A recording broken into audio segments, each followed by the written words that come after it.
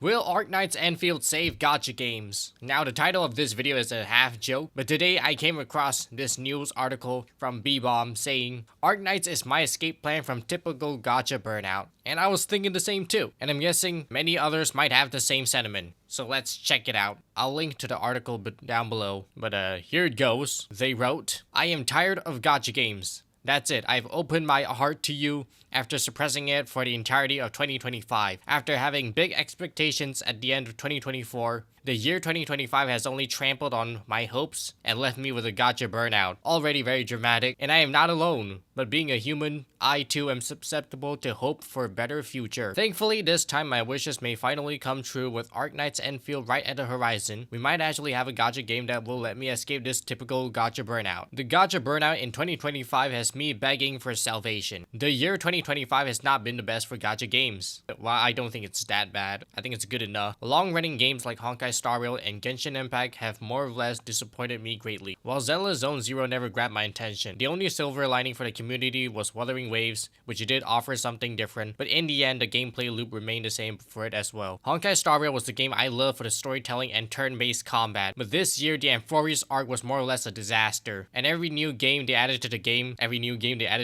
or game mode, had essentially the same mechanic. Now, Genshin Impact made some great improvements in storytelling. Northcry have been clearly doing much better than Natlan, but the overall gameplay loop has remained the same. And then they added a picture of Stell and Lumine thinking, I think. In many ways, I've become tired of exploring the same world with rehashed puzzles, pulling for the same characters with only big damage numbers to offer, and stale endgame content that is just a boss rush at this point. Even Milliastra Wonderland has not lived up to the hype, but that might change in the future with more developers arriving on the platform. The only gacha games that have succeeded this year are those that limited gacha mechanics to cosmetics only. Now, I don't know about that one. Just look at my video on Duet Night Abyss. Thankfully, I see a savior on the horizon that might save me from this terrible gacha burnout. Arknights Endfield is my only savior in 2026. Arknights Endfield is set to release on January 22nd, and I cannot wait to get my hands on it. Me too. The game looks absolutely incredible, and every early access footage has been praising it. What makes it so good? First of all, Arknights Endfield is the successor of Arknights, which is widely believed to have the best storytelling among gacha games. Next, the game features a vibrant style with an instant world. The combat doesn't follow the same pattern as other gacha games, where you switch between multiple characters. Instead, your party fight alongside you. You can only control one character at a time, while the others will be controlled by AI. That's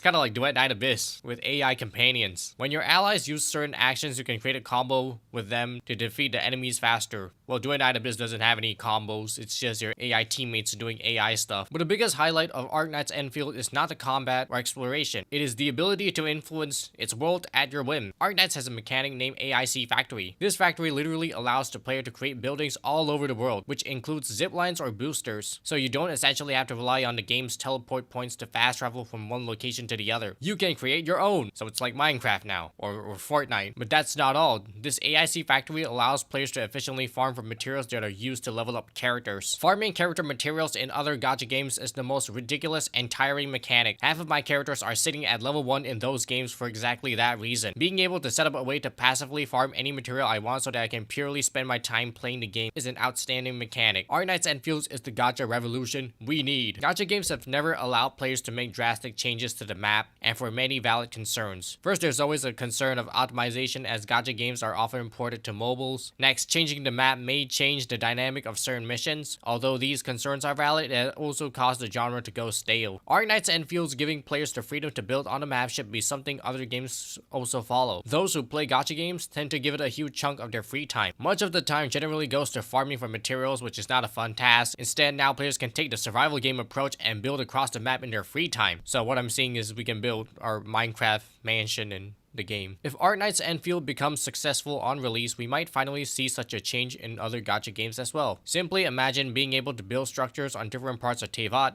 allowing players to build their home outside in the open world, instead of being limited to Serenade Teapot would have been game-changing. Yes, the game would be changed, indeed. And that's basically the article. There's only like 17 days left until Arknights Endfield comes out, which is like just a little more than 2 weeks. I'm quite excited. This article is also really excited, specifically about the building stuff in the game, which I really want to see how it's going to look like.